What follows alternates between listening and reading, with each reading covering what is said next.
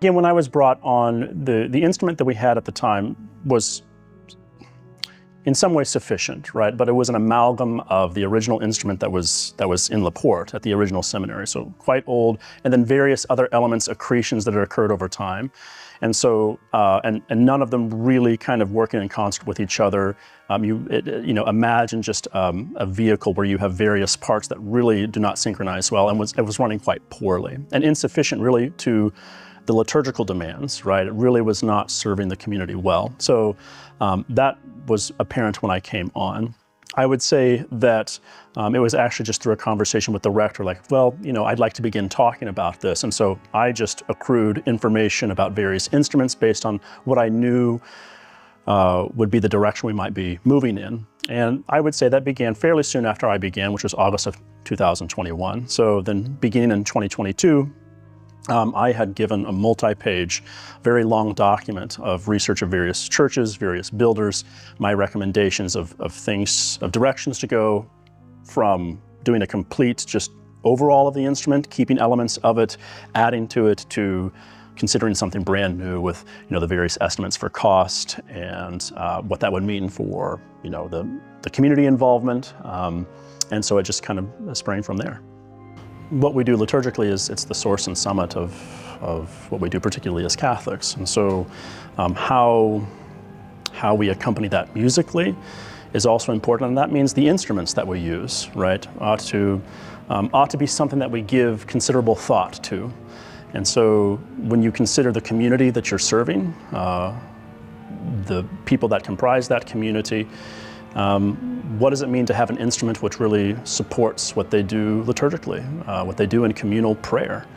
And it was answering that question that kind of led down the road, okay, well, that's an organ for us, and what ought that organ to be considering the resources that we have?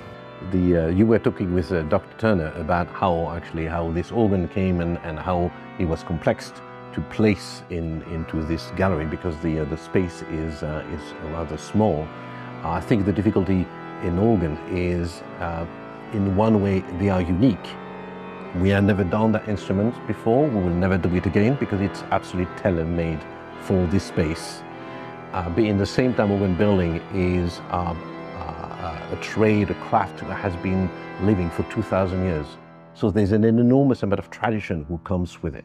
So permanently we are pulled between all this historical tradition that we have and the necessity of the space. And the necessity of the space is not limited to only the geometry of the space, which is obviously very important, but also beyond that is what is the goal, what is the role that organ is going to have with the community he's going to be living with. And an organ for a Catholic church is not going to be the same an organ for a Lutheran church. It's not going to be the same for an organ which will be for an academic situation in university or conservatory. So each situation is different, and that's what is making the job so interesting. So not only we need to learn about the space, but we need to learn about the people. At the end of the day, the organ is for the people, for the community. And what does this community want? What kind of music does it do? And it's not only music in a church or in a seminary. It is music who is going to participate in a liturgy. So we are going to fold all those traditions all together. And that is what makes the job so unique and interesting.